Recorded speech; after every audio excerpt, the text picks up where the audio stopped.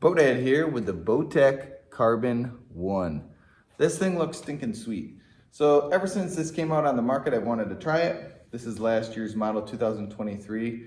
But hey, used bows are just as good as new. I also want to start out this video before I really get into this and say, I'm an amateur. I'm just your regular guy who really likes archery, loves to hunt. And I thought, man, it would be awesome to be able to come here and just have an opportunity to show people all sorts of different kinds of bows before they actually get their hands on them. Maybe help you choose what bow you want in the future.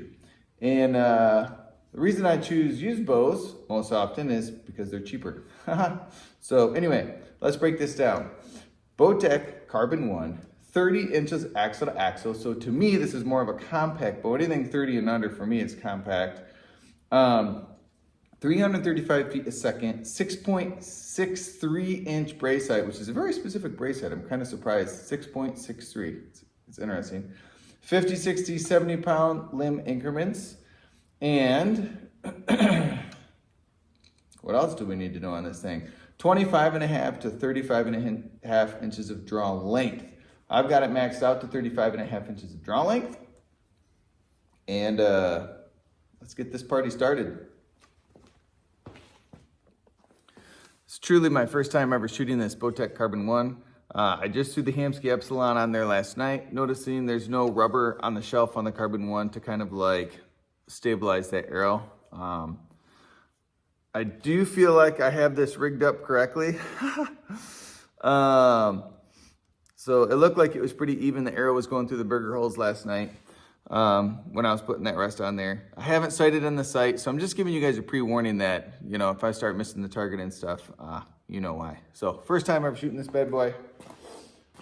Hopefully she works. I put a D-loop on there last night too, so hopefully that holds. And the peep sight is probably not lined up because it was the original owner's. Let's give this baby a fire. All right.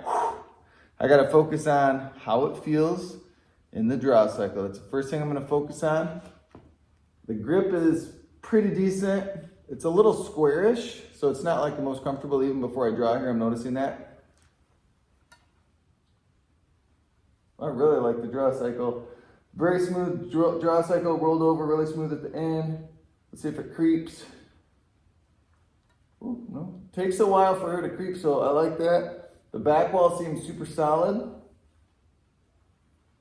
Peep sight is way too low.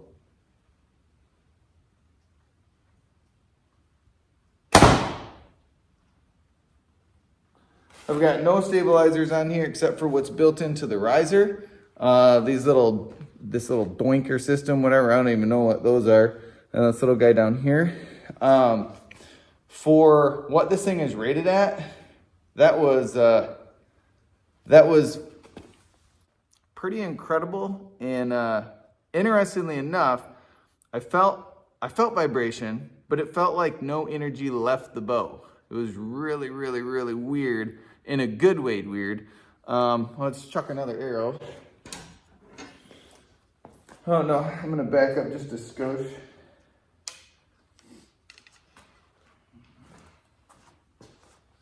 See how this one flies. Really love the draw cycle. Ooh, that is nice. Holds pretty steady. 30.5 inches isn't too bad.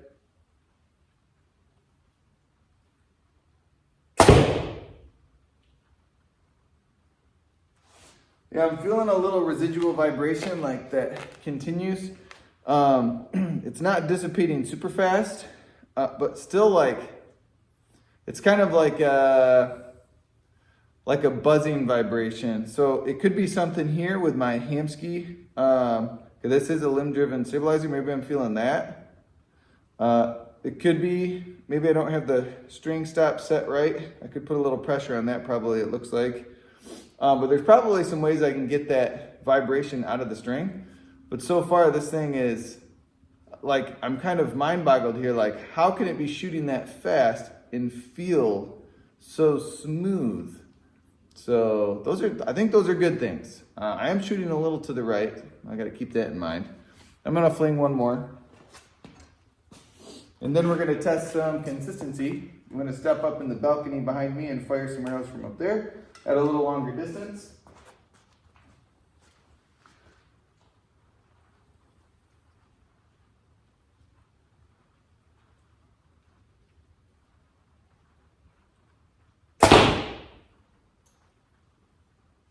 Well, she's shooting fast. It just doesn't feel like it's fast because it's so smooth. Very nice. Now on these, I don't know if I've gone over this, they have the flip discs comfort settings. So you can change it from comfort to performance, which will gain you a little more speed, probably like 5 feet a second.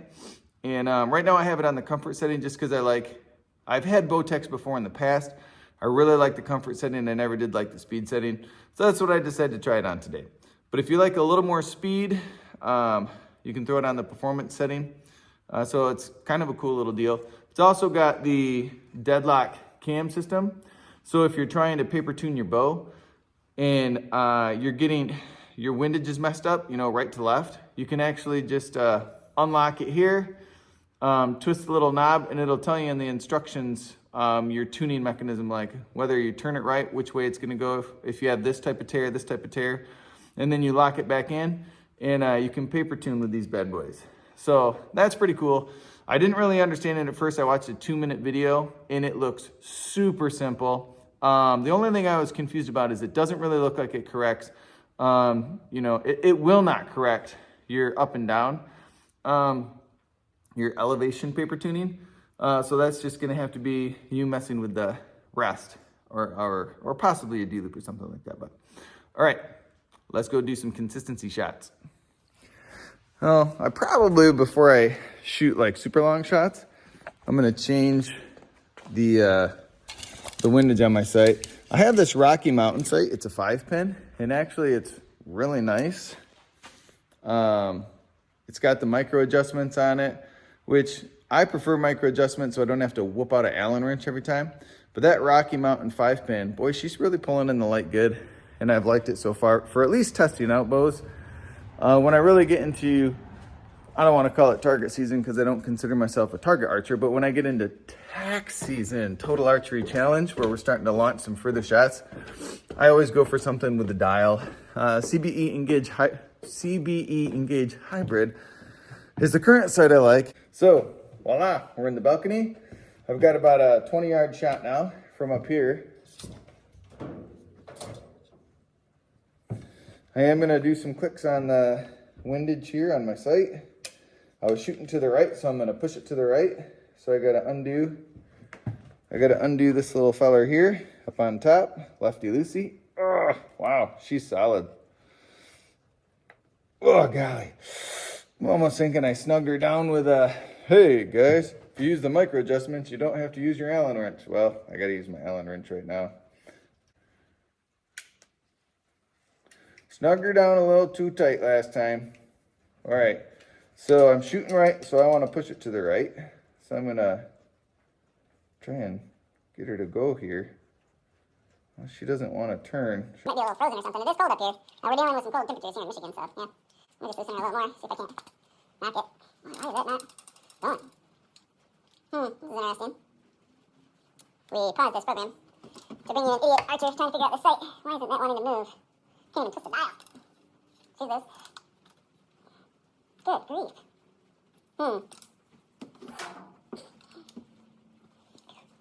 Warm it up. No?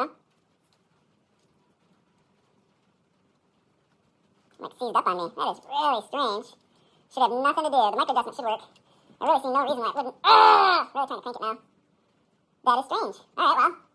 I do this every time. It probably gets a little boring and repetitive, but what I do is I don't sight these things in. I don't want to waste time. I just get these babies out. I hook them up so I can at least shoot them. The Hamsky rest seems to be working just fine right now. And so when I shoot, I just aim at the same spot every time, and I'm looking for consistency. It's not going to be on a spot, probably, but how close are these arrows going to land together? So let's give her the first round of shooting here. Nah. Okay, finally I got her down now.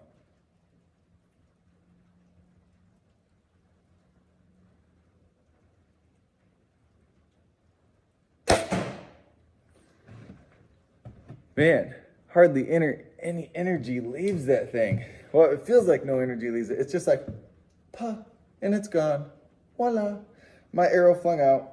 So, I don't know. I might have to borrow a chronograph from somebody and put this through the test, because this is hard to believe this is 335 per second. However, I know I'm not the only one out there who does bow reviews. And I saw one bow review that said this is actually the closest to spec on the ratings of any bow they've tested.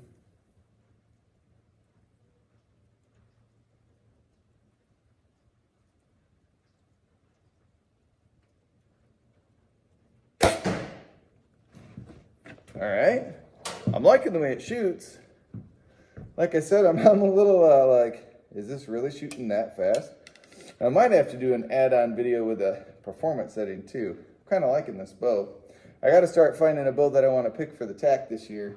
I don't know if this is going to be the one, but it definitely could be.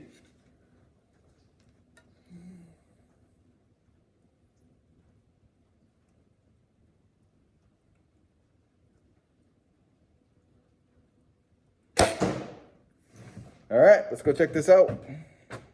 So that's not too bad a grouping for 20 yards. I mean, I can fit barely 2 fingers between those 2 arrows, and obviously not even 1 finger between those 2 arrows. So that's pretty good. I will say this, the peep sight was like kind of in my way. It really needs to be moved up for me, because I'm like, the top of the peep sight was almost impeding my 20-yard pin. So I was struggling to actually aim. If I took a few more shots, I think you would see this is probably more consistent. It was really easy to hold on to. Again, I have no stabilizers on this. I'm not like wowed by the bow, but I think I know why. I think usually I'm wowed by a bow when I shoot and you feel the power leave, like boom, and you're like, whoa, like this is incredible. This one is like, am I shooting a kid's bow? Because this feels so smooth on the shot. Again, at the beginning, I said there's a little residual vibration. I actually, as I was going along, that vibration went away. It didn't go away completely, but it was dissipating super fast. Like you'd shoot, you'd feel the little vibration and it'd go away super fast. So I can't say it's like top of the line. If I shot it through a chronograph and it was actually around 330 feet a second, that's when I'd be like, whoa, that's incredible. So, how can I find the time to do that? Maybe I will. So anyway, BowDad rating time. So just overall first impression on this bow. And again, I feel bad about this because I didn't feel the wow like I normally would. But I think I'm going to give the Bowtech Carbon 1 a 9.1 out of 10 for my BowDad rating. Again, just an amateur archer. I might not know my stuff as well as a lot of you, but at least you got to see this one fire today and hear someone else's opinion on it. Just remember, used bows are just as good as new. And get out there, try some bows yourself, and don't be afraid to start working on those bows yourself. If you look at some of my videos, you can see me scrounging up a few ideas on how to fix the bow or attach a rest or restring something. So you might, I don't know, I don't even know if you can learn from me, but check out some of my other videos. Like and share this one. This is BowDad. I'm out.